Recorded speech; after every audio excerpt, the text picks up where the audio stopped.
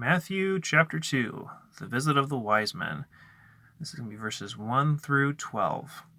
After Jesus was born in Bethlehem in Judea, in the time of King Herod, wise men from the east came to Jerusalem, saying, "Where is the one who was born King of the Jews? For we saw his star when it rose and have come to worship him." When King Herod heard this, he was alarmed, and all Jerusalem with him. After assembling all the chief priests and experts in the law, he asked them where the Christ was to be born. "In Bethlehem of Judea," they said, "for it is written this way by the prophet, 'In you, Bethlehem, in the land of Judea, you are in no way least among the rulers of Judah, for out of you will come a ruler who will shepherd my people Israel.'" Then Herod privately summoned the wise men and determined from them when the star had appeared. He sent them back to Bethlehem and said, "Go and look carefully for the child. When you find him, inform me, so that I can go and worship him as well." After listening to the king, they left, and once again the star they saw when it rose led them until it stopped above the place where the child was. When they saw the star, they shouted joyfully. As they came into the house and saw the child with Mary, his mother, they bowed down and worshipped him. They opened their treasure boxes and gave him gifts of gold, frankincense, and myrrh. After being warned in a dream not to return to Herod, they went back by another route to their own country. All right. Few different details about this story. Timing wise, this was most likely a couple years after his birth. You'll notice that they were no longer in the stable. They're now living in a house, though they are still living in Bethlehem. We get that basic time frame from a variety of things. At one point he says he's going to kill all the 2-year-old kids or younger, and so most likely somewhere within that time frame is when this event, the situation happened. We have these wise men from the east. They're also called magi in some translations. You'll notice it doesn't say how many there were. Traditionally we talk about having 3, but that's a tradition. That's not necessarily true or not. It's just not in the scriptures. And I think it's an interesting contrast we have here between these wise men and Herod and the Jewish rulers. So these wise men, they came from the east, which was most likely somewhere around Babylon. So that was quite the journey, no doubt somewhat expensive. There were dangers associated with it, but they came all that way because they'd seen this star and they wanted to find the King of the Jews and honor him or worship him.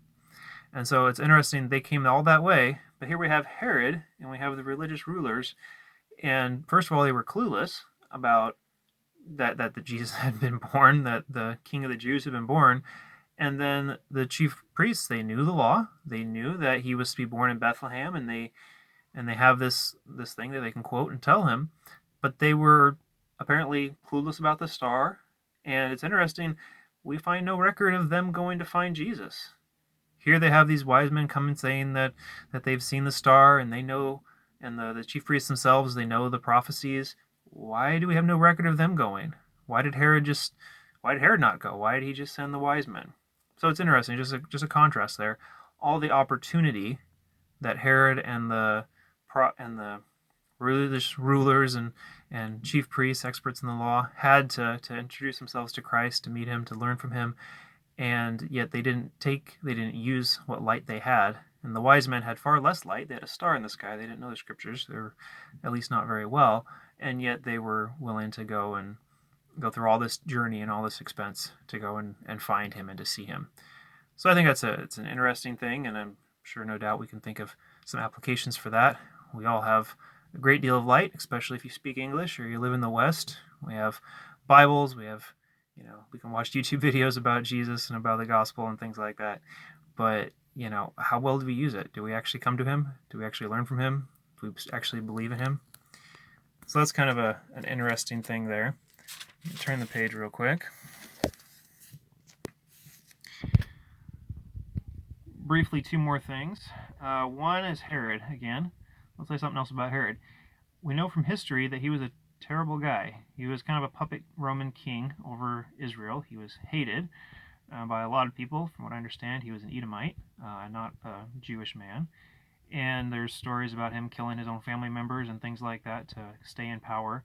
And so he was a ruthless, bloody man. And so it's pretty terrible that we see hinted here and goes into more detail in the next section that he plans to kill all the children in Bethlehem. So pretty horrible guy, and it's interesting how the Lord protects him, that protects Jesus from him. And the first way we see him being protected was through the Magi being told to go another way. The Magi were tricked by Herod, and it seems like they were clueless about that he has wicked intentions, and yet the Lord protected Jesus and his family and sent the wise men home another way. Often the Lord guides us, the Lord protects us, the Lord protects those around us in ways we don't even understand or aren't aware of, and we can trust him in that. And so I think that's pretty cool. And then lastly, just a quick thing about these gifts, the gold, the frankincense, and the myrrh. The gold was obviously a very helpful thing, as they would soon be running to Egypt. No doubt that money was very seasonable help. Also, the frankincense and the myrrh kind of probably point something to the priestly and the suffering aspects of Jesus' ministry that would be coming, and we'll be reading more about as the chapters progress. Amen.